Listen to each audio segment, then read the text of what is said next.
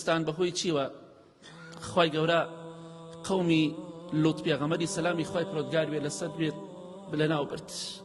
بەچی بەهۆی چی لە ناویانی برد بەهۆی گوناه و تاوانەوە خی گەورە دەفەرمێت جعلنا عاليها سافلها وأمطرنا عليها حجارة من سجيل منضود مسومة عند ربك سيد أمس زايك كاتك نيربازيان كدو لو ريباريستان پیاو چوە لای پیاو کە ئەمڕۆژ ئەو دیاردەیە زۆرە حالیان ئەو دیاردەیە ئەمڕۆ زۆرە حتا هەندێک دەڵێن لە زیناکردن زۆرتر بوو حەو حاڵەتە پەنا بەخوا وا نەزانم نییە ئەو کەسانی کە خراپن ئەوانە دەزانن چەندە ئەو ئیشانە دەکرێت پەنا بەخوا کە تۆبە دەکەن و تەلەفۆن دەکەن و باسی دەکەن خوای گەورە چی لێکردن سەر و ژێری کردن ئێستا شوێنی ئەوان دەم و خوار بۆتەوە ئاوە بەحرە بەڵێ خوای گەورە دەفەرمێ وأمطرنا عليها حجارة من سجيل منضود خوای گەورە لە ئاسمانەوە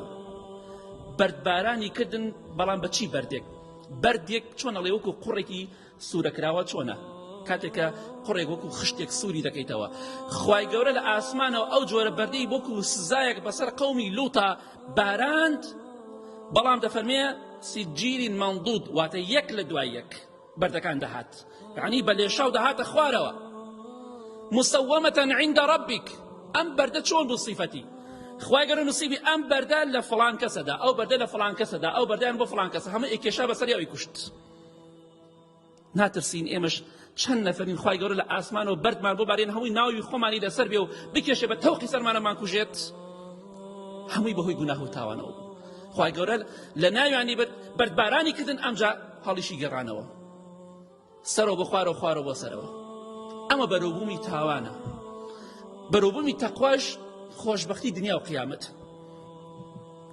ئەو بەردانە هەمووی ناوی کەسەکەی شەخسەکەی لێ نووسرا بوو